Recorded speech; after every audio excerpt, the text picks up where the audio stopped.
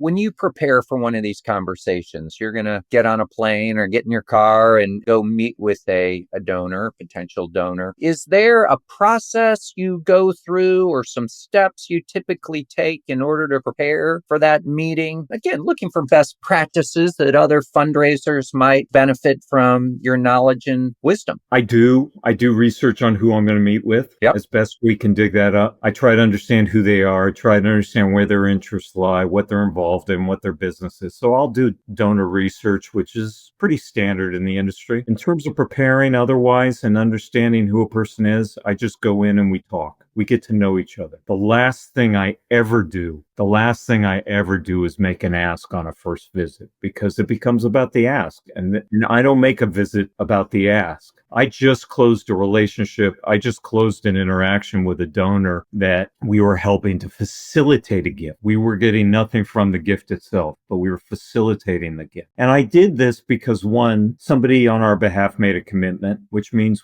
and I'm a big believer that if we make the commitment, we give it our all to make it work out. If we can't, that's a different story, but we do our very best. And I did it not because he was giving to us, because he wasn't, but I did it because it opened the door to us now creating a relationship that may or may not develop something, but this particular individual has a sensitivity and desire to serve those in need, the men, women, and children in need in Ukraine. It only made sense. Let's open the door. Let's have a conversation. Let me get to know you, let you get to know me, and let's find some common ground here in a cause and a mission that we both are sensitive to. But it's not about what I may or may not get today. It's about how do I keep people engaged for sustainability, giving a funding model to an organization that allows them to serve not just today, but tomorrow and beyond. I always believe, this is the other part of it, I believe that by doing development, at least the way I choose to do it, I'm laying the groundwork and seeding the ground for whoever comes after me. And that's equally as important to me as serving the people we're serving. I don't want them to have to deal with the same stuff. I want to leave the organization, the donors, the partners thing. I want to leave them all better off for the work that comes beyond my time with the organization.